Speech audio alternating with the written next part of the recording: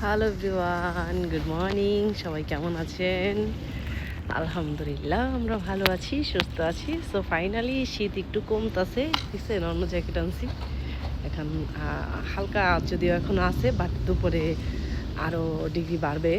আজকে মনে দেখলাম 16 না 17 ডিগ্রি জানি দেখলাম। ও, দেখেন কি সুন্দর চমৎকার রোদ্র উঠছে। রোদ্র দেখলে ভালোই লাগে। ঠান্ডা থাক আর শীত থাক আর গরম থাক, যাই থাক, হালকা ঠান্ডা আছে। এখন কয় ডিগ্রি আছেন যাই না, আমি দেখি নেই। তো কাজে যাইতেছি, আজকে 1.5 ঘন্টা কাজ আছে।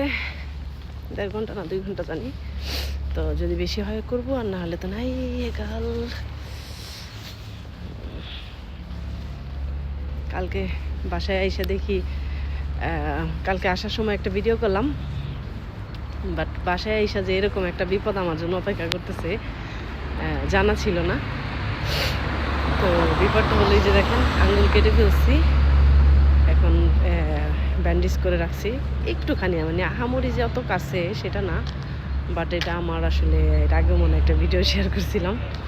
তো আমার একটু হাত পা কাইটা গেলেই আমি ফুট করে অজ্ঞান হয়ে যাই। এটা আমার খুবই খারাপ, বাট এখানে চিকিৎসা করছি এটার জন্য।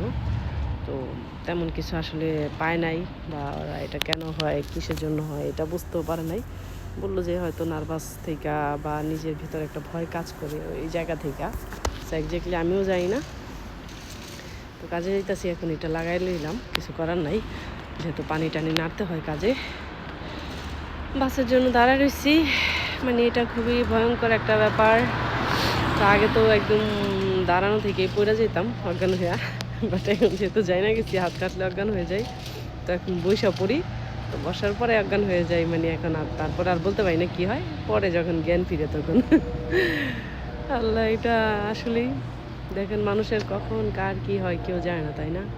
কালকে বাসায় গেলাম সুস্থ মানুষ, রসুন কাটতে গিয়ে হাত কেটে একদম পুরা অজ্ঞান। যদি জ্ঞান না ফিরতো তাহলে আজকে আর কাজে যাওয়া হতো না। আজকে কোথায় থাকতাম যদি ওই জ্ঞান না ফিরতো? আল্লাহ, আল্লাহ আসলে কাকে কখন কি করে যাই না। যাই হোক, সবাই দোয়া করবেন।